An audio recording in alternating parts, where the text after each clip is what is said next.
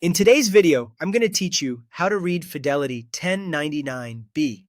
If you sold investments in a taxable brokerage account last year, this form is how you figure out your capital gains or losses for your tax return. We'll walk through where to find it, what each key section means, and how to make sense of common situations like missing cost basis and wash sales. First, locating it is simple.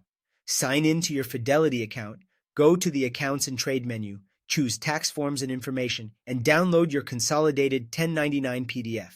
The 1099-B is included inside that consolidated statement.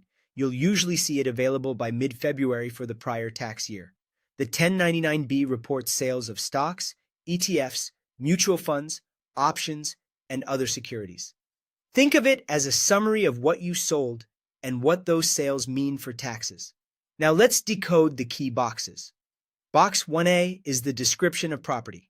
It shows the investment name and the number of shares sold. For example, AAPL 10SA means you sold 10 shares of Apple.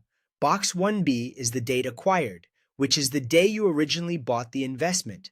This date helps determine whether your sale is short-term, meaning held 1 year or less, or long-term, meaning held more than 1 year. Box 1C is the date sold, the day you actually sold it. Box 1D lists proceeds, the total amount you received from the sale. If you sold a stock for $5,000, your proceeds are $5,000. Box 1E is your cost basis, which is generally what you paid to buy it, including certain fees.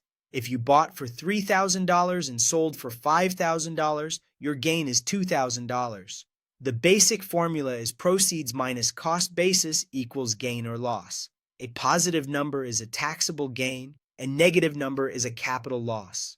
Fidelity organizes your sales into sections such as short-term with basis reported to the IRS, long-term with basis reported, and transactions where basis is not reported.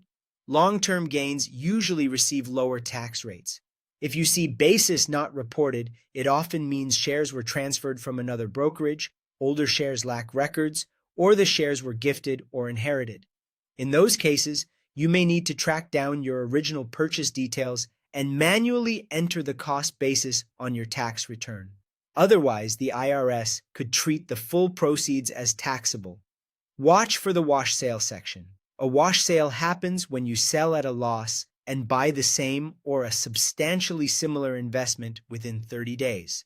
Look for Wash Sale Disallowed and Box 1G, which shows the amount of loss you can't currently deduct. One Fidelity-specific tip.